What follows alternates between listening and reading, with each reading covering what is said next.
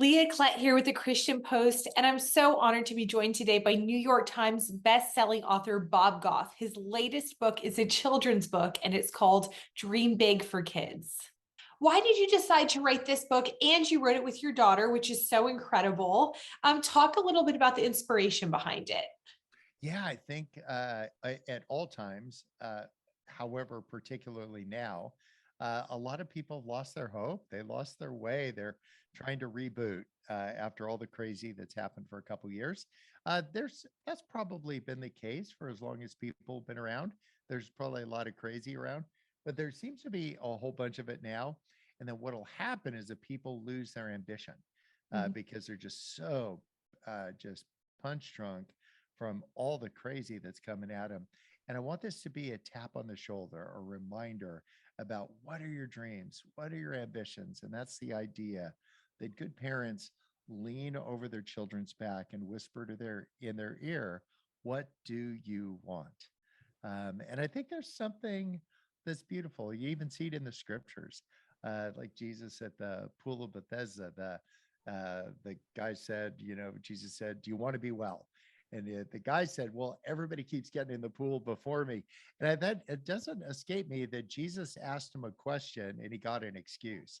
And I think what happens is we just need to say, "Yes, I know what I want."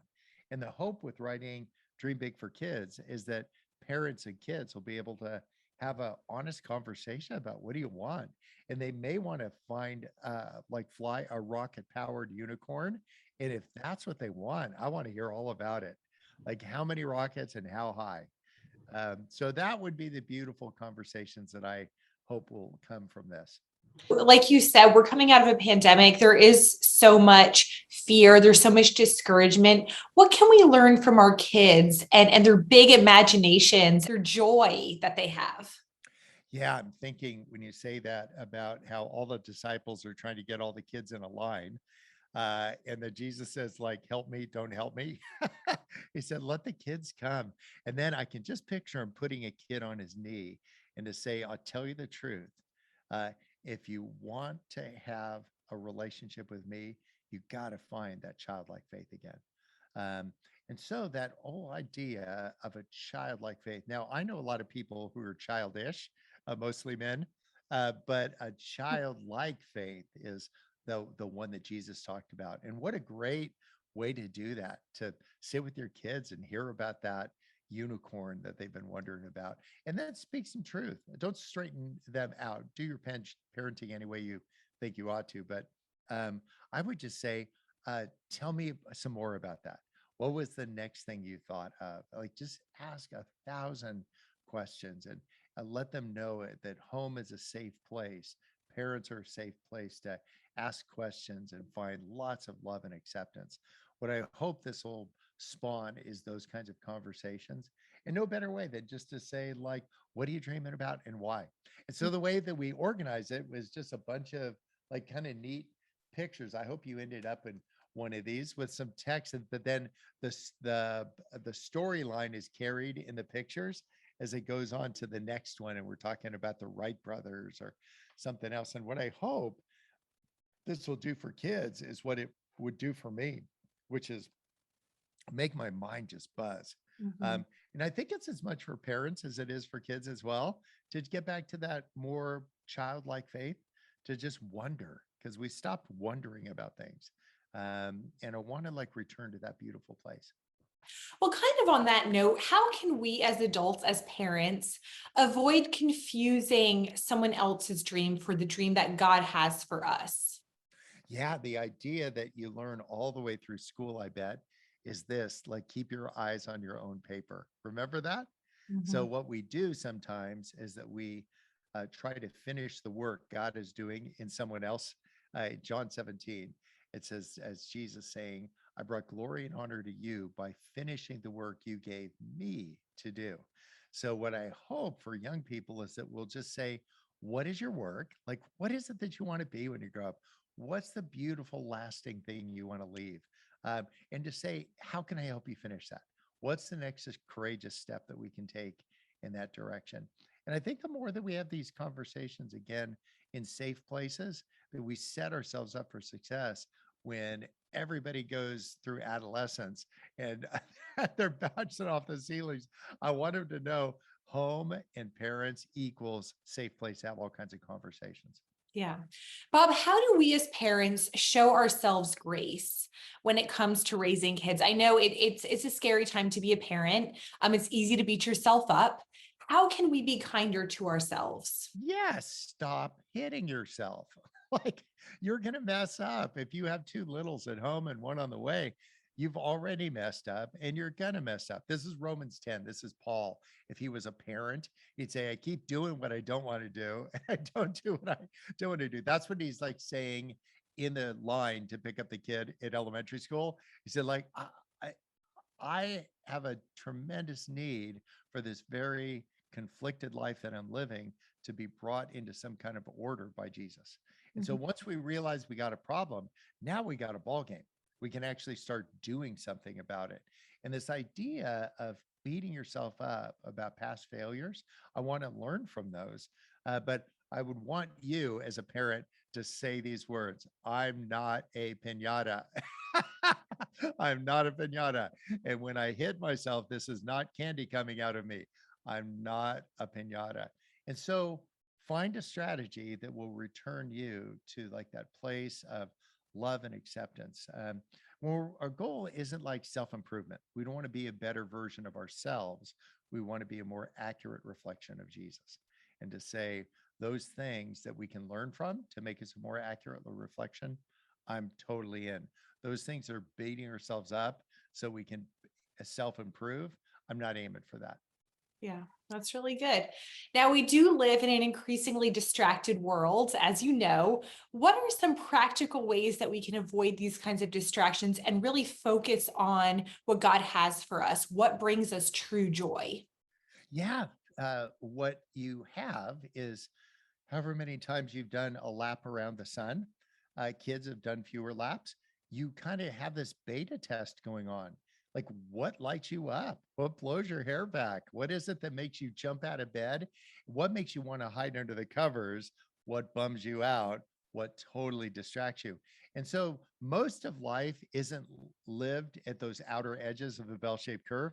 Most life is lived in the middle. So, instead of just saying, I only want to do what lights me up, that's Disneyland. That won't be reality for you unless you're working at one of the concession stands. Um, uh, Bummed out won't be where you're living either. Like there's some hard things that happen, but what we do is we respond, we deal with those as best we can and move on. But it's kind of life in the middle, how you live between those two. And what I hope we'll do is just find a place where we can take a little deeper breath. Um, Telltale signs of a place where you can take a little deeper breath is people who won't tell you what to do, but they'll Mm. remind you who you are. So, for instance, when our kids were growing up, we had mirrors and we'd hold up the mirror to my daughter, hold it up to my sons, and say, you look right here. Let me tell you who you are. And Mm. they would be looking in there and they would kind of roll their eyes as they got a little bit older when I got that mirror out. But when they went to college, you know what I bet happened on the second day of their dorm, their new roommate. They said, what's up with the mirror? And can't you picture them pulling that off the shelf and say, you look right here? Yeah. So some of those things that we can create as habits and routines with our kids and just really safe places to return to, that I think we can create that with a little whimsy in our families. Yeah. And Bob, how do we raise kids to fear and love the Lord? What is your best advice for parents at a time when, especially with all the technology that's coming out, they are getting so many different messages from so many different places? Yes, do depending on their age, you could do the ABC 1, 2, 3. So let's do it, you and I right now. Give me the first three letters of the alphabet. ABC, Now the first four numbers in a row, starting with 1. 1, 2, 3, 4. Now the next two letters. Now Uh, the next three numbers. Now the next letter. Because you can see it's like super easy stuff, ABC 1, 2, 3. But this right. idea of multitasking, that's what these Apple phones do. You think you're having a conversation and you're scrolling. And so I would just do ABC 1, 2, 3 with them. to say it isn't the difficulty of the thing, it's changing gears in our mind. You have to say, where did I leave off and where do I start? Where did I leave off and where do I start? So if I'm talking to you and I'm competing with this Apple device, wouldn't be the only time an Apple did us in. But what I want to do is to say it's the switching gears between the two. And then to say with a lot of kindness, we want to give people our full attention, that Mhm. there's something really beautiful about looking people in the eye. It's Philippians 2:20, Paul talking about Timothy. He's a guy who takes a genuine interest in other people's welfare. He doesn't take a genuine interest by scrolling through Instagram. He takes an interest by having conversations. And so if you can just practice that at home, like you put these Apple devices, in a gun safe or something, like find some way, give the person that you know in the house, have a designated person. Don't let them have the combination. Like say, like they're the only ones that'll have the combination rather. And to say, these things go in there and we are just a family. We're just with each other. Mm. So I would come up with strategies that would support that. And instead of setting a rule, you can't be on your phone. Instead, set an example. So we don't need informational rules. We need examples. So the way you pull it off with the person you love the most, to say, how do I demonstrate that? To say, oh yeah, we always put that. This is the phone basket. And to say like, it's the phone basket. And that's, it becomes this fun, natural thing. You replace some of the uh, unintentional things around your family with some really neat traditions. Like if you and the people you love came over to our house with Sweet Maria and I, when we were done with dinner, we'd all climb underneath the table and sign it. And what they would find under there are all the names of the other people. So you find this tradition, and now the kids are now in high school or going away to college. And what's the thing they do when they have their first house? They get a Sharpie, an old table, and they start having their buddies sign it. These are the things we have this shot at when we're young to model. Instead of saying you should make special moments out of whatever, just model it. Everybody under the table. Mm. That's really good. It is tricky with iPhones, especially because we are kind of the first generation that has to learn how to raise kids and also work with technology, and it's really tricky. Yeah. So what you could do is make something fun out of it, to say, let's just do, this is going to be live off the land day. So what we're going to do today is just live off the land. We're going to give you a little bit of a head start, like 20 days. So you can raise a radish if you want to eat those. But if you've tasted radishes, they're like not for me. And to say, okay, so live off the land day, we can go over to our neighbor's yard. You could ask them permission to pick a couple oranges. Um, Here's a fishing pole. We can see if we can catch a fish. Um, and to say, like, have some fun. Don't go to SeaWorld. But to just say, what I'm going to do is we're going to go to the ocean and we're going to see if we can catch a fish. And like that kind of thing just fills, it dwarfs anything an iPhone could ever offer. Mhm. Um, start this geocaching things. We started geocaching things for our kids ages ago. So if I'm in Mogadishu, Somalia, like I geocache a little mason jar with a message for my kids in it. And Mm. stapled to the back of the wheel are all the places I've geocached stuff for them. So what I want to do is they just go like, this is how we roll. This is a family tradition. It's a high value. Make a family flag. Like just go get a flag with a couple grommets and some paints and to say, what are we going to put in here? And what does that mean? And so kid number one might say, unicorn. You say like, that's awesome. How come? And then they'll have the reason. And then somebody, you might even offer a thing. This means unity.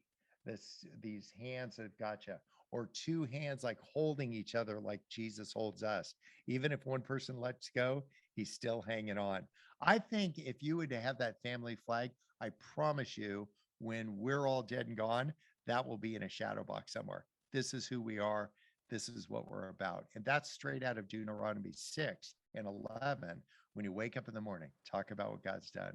When you're walking by the way, speak of it, put it over your doorsteps, tie it on your forehead, wrap it around your wrist. Like that's what I want to do with our young people. And you don't have to give all the Bible verses, but I want us to know why we're doing what we're doing.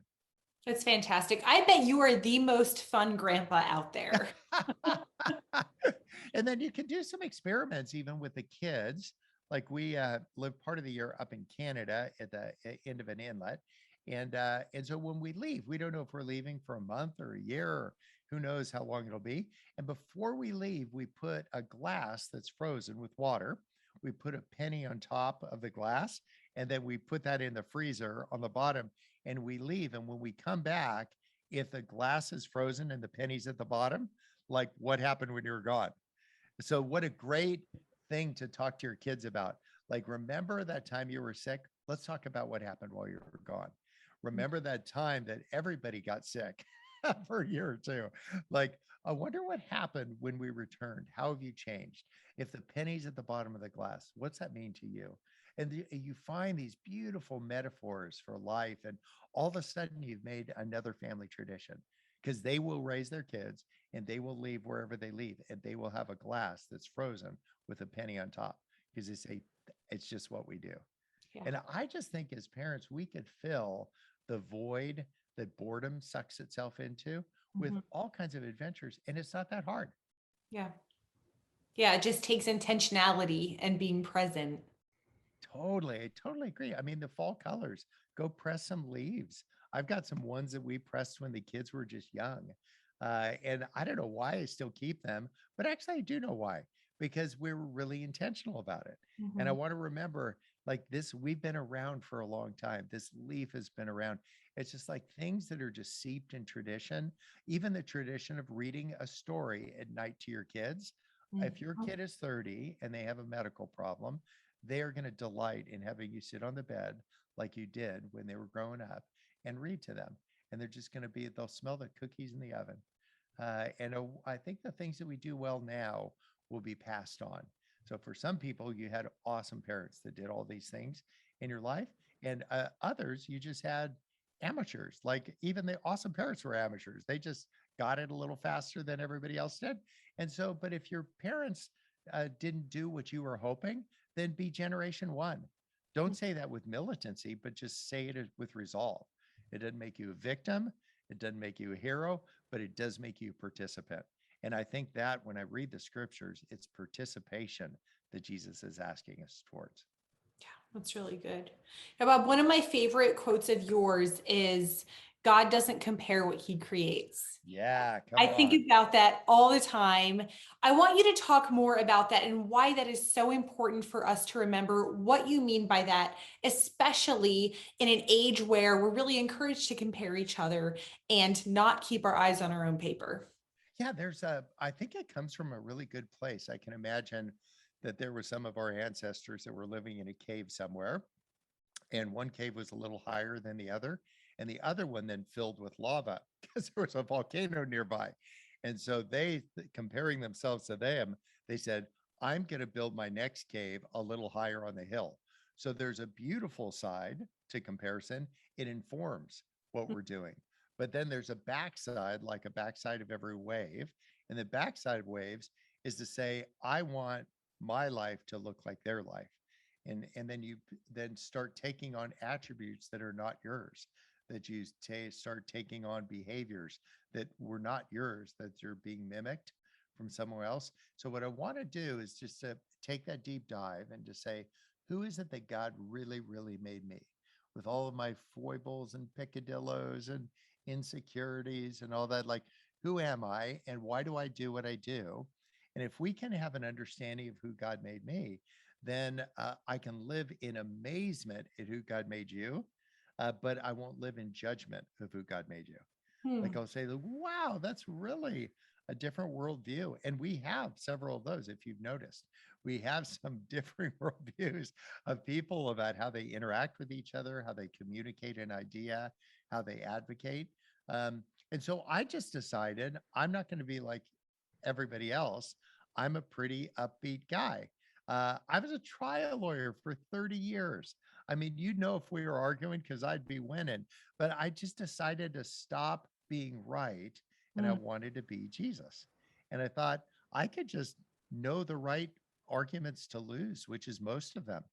Like I'm fine losing because you can't compete with me because I'm for you. I want you to win. So make your best argument, join in. That doesn't mean you're going light on doctrine. It means you're going big on Jesus. And I think if we had more people that were so confident in the power of the gospel of Christ, that they wouldn't be trying to straighten everybody else.